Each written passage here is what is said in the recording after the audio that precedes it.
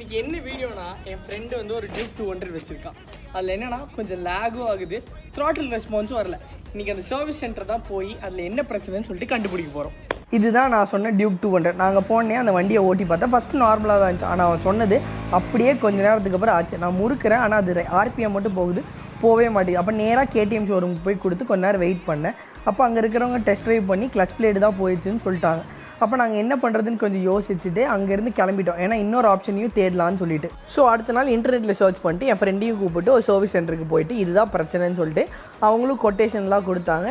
இந்த டேட்டில் கொடுத்துருவாங்கன்னு சொல்லிட்டு வண்டியை நாங்கள் விட்டுட்டு நாங்கள் கிளம்பிட்டோம். ஒரு வழியாக அந்த டியூப் 200 பிரச்சனை முடிஞ்சிச்சு. நேராக வீட்டிலேருந்து கிளம்பி என் ஃப்ரெண்டை போய் பிக்கப் பண்ணிட்டு வரும்போது பெட்ரோல் வாங்கிட்டு வர சொன்னாங்க. பெட்ரோல் கேனில் கொடுக்காதனால என் வண்டியிலே ஃபில் பண்ணிட்டு வந்தேன். பெட்ரோல் ஃபில் பண்ணதுக்கப்புறம் எங்கள் 2 பேருக்கும் டெஸ்ட் ட்ரைவ் கொடுத்தாங்க. நாங்கள் 2 பேரும் ஓட்டி பார்த்தோம்.